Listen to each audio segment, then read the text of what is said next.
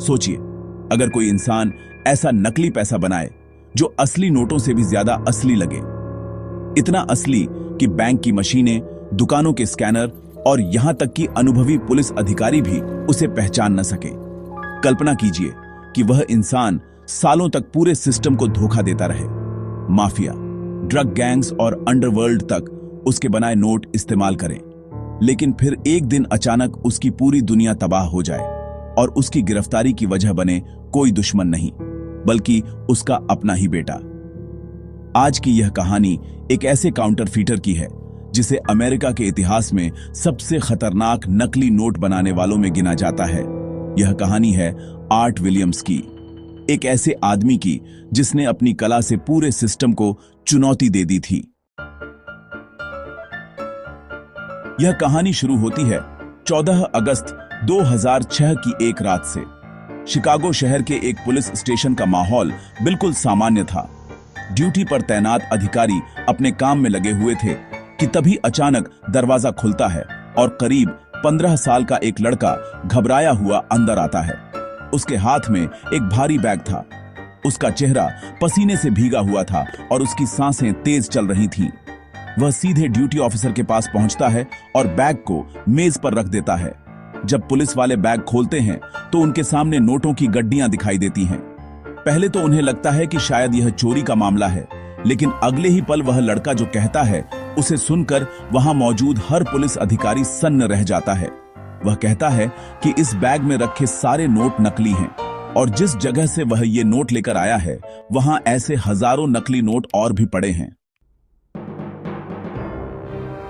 ये सुनते ही पुलिस तुरंत एक्टिव हो जाती है। लड़के से मिली जानकारी के आधार पर पास के एक अपार्टमेंट पर रेड की जाती है। वहां पहुंचकर पुलिस को लगभग $90,000 के नकली नोट और प्रिंटिंग से जुड़ा सामान मिलता है। लेकिन असली झटका पुलिस को तब लगता है जब उन्हें पता चलता है कि यह नकली नोट किसी गैंग या प्रोफेशनल अपराधी ने नहीं, बल्कि उसी 15 साल के लड़के ने छापे हैं जो बैग लेकर पुलिस स्टेशन आया था। हालांकि कहानी यहीं खत्म नहीं होती।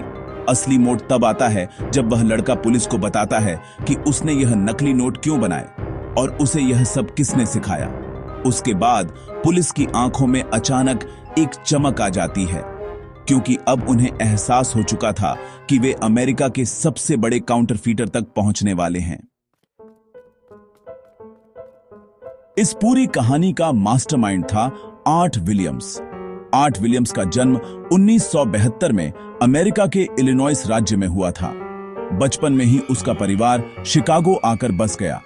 शिकागो उस समय अपराधों के लिए कुख्यात शहरों में गिना जाता था। यहाँ की सड़कों पर गैंग, ड्रग्स और अपराध आम बात थे। विलियम्स का बचपन भी इसी माहौल में बीता। हालांकि वह खुद कभी अपराधी बनना नहीं चाहता था, लेकिन उसकी जिंदगी सामान्य नहीं थी। उसने बहुत छोटी उम्र से ही अपने माता पिता को चोरी करते देखा था। उस समय वह इतना छोटा था कि उसे यह समझ नहीं आता था कि यह सब गलत है या सही।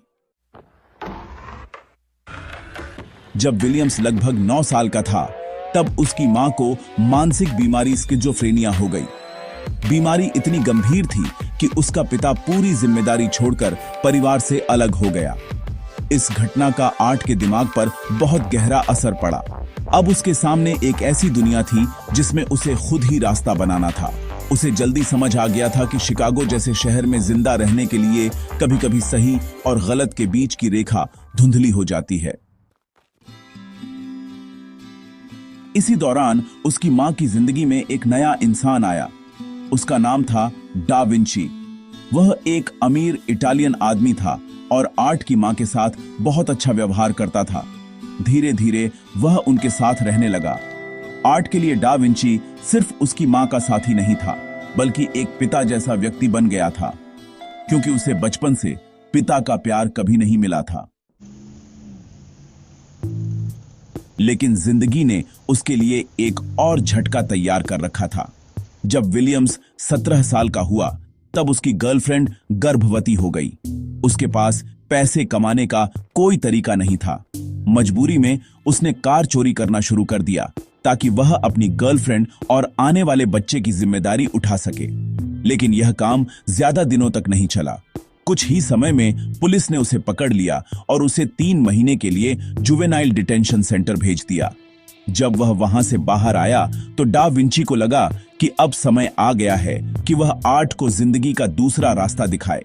वह उसे एक पुराने वेयरहाउस में लेकर गया जो एक बंद पड़े रेलवे ट्रैक के पास था। अंदर जाते ही आर्ट की नजर बड़े बड़े इंक बैरल्स, प्रिंटिंग मशीनों और कागज के ढेरों पर पड़ी। यह जगह किसी प्रिंटिंग प्रेस जैसी लग रही थी, लेकिन कुछ देर बाद उसे जो दिखाई दिया उसने उसके होश उड़ा दिए। वहां अखबार या पोस्टर नहीं छप रहे थे, वहां डॉलर के नोट छापे जा रहे थे। डा विंची असल में एक कलाकार था और उसने अपनी कला का इस्तेमाल नकली नोट बनाने के लिए करना सीख लिया था। यह हुनर उसे उसके पिता से विरासत में मिला था। अब वह यही कला आर्ट विलियम्स को सिखाने वाला था।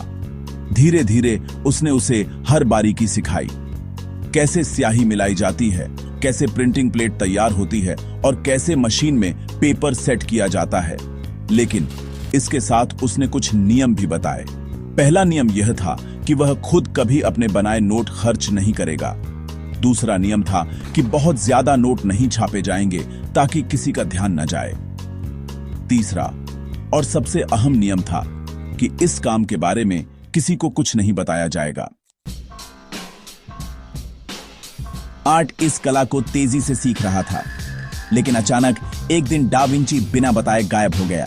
वह कहां गया, गिरफ्तार हुआ या मारा गया, यह रहस्य हमेशा रहस्य ही बना रहा। उसके जाने के बाद आर्ट फिर से भटकने लगा। कुछ समय बाद उसने नकली पुलिस बनकर ड्रग डीलरों को लूटना शुरू किया। वह एक कार में नकली पुलिस लाइट और सायरन लगाकर उन्हें रोकता और उनकी तलाश के बहाने पैसे लूट लेता। लेकिन यह काम बहुत खतरनाक था, इसलिए उसने यह सब छोड़कर शादी कर ली और अपनी पत्नी से वादा किया कि वह अपराध की दुनिया से दूर रहेगा। लेकिन सच यह था कि हर सुबह वह घर से काम पर जाने का बहाना बनाकर निकलता और एक किराए के फ्लैट में जाकर नकली नोट छापता। धीरे धीरे उसके बनाए नोट इतने परफेक्ट हो गए कि उन्हें पहचानना लगभग नामुमकिन था। उसकी खबर पूरे अंडरवर्ल्ड में फैल गई। ड्रग डीलर, टैक्सी ड्राइवर और छोटे अपराधी उसके ग्राहक बन गए। वह हर महीने हजारों डॉलर कमाने लगा। फिर उसकी जिंदगी में एक और महिला आई जिसका नाम था नेटली। वह भी अपराध की दुनिया से जुड़ी हुई थी। दोनों ने मिलकर नकली नोट बनाने का काम अगले स्तर पर पहुंचा दिया। उन्होंने 1996 के $100 नोट की कॉपी बनाने की कोशिश की, जो उस समय दुनिया के सबसे सुरक्षित नोटों में गिना जाता था। लेकिन उनकी मेहनत रंग लाई। उन्होंने ऐसा नकली नोट बना दिया जो मशीनों तक को धोखा दे देता था। उनका नेटवर्क तेजी से फैलता गया। वे हर शहर में जाकर नकली नोटों से छोटी खरीदारी करते और असली पैसे चेंज में ले लेते। लेकिन हर अपराधी की तरह उनकी कहानी का अंत भी तय था। पुलिस धीरे धीरे उनके नोट ट्रैक कर रही थी और आखिरकार वह दिन आया जब विलियम्स का अपना बेटा नकली नोटों से भरा बैग लेकर पुलिस स्टेशन पहुंच गया। इसके बाद पुलिस ने घर पर रेड मारी और सारे सबूत मिल गए।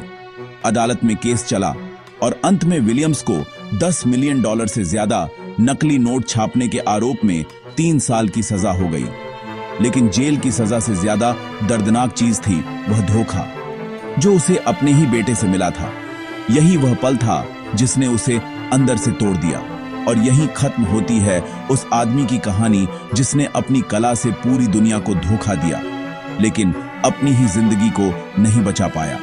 अगर आपको ऐसी ही रियल क्राइम और डार्क ट्रुथ कहानियां पसंद हैं तो वीडियो को लाइक करें, चैनल को सब्सक्राइब करें और बेल आइकन दबाना न भूलें, क्योंकि अगली कहानी शायद इससे भी ज्यादा खतरनाक और रहस्यमय हो सकती है।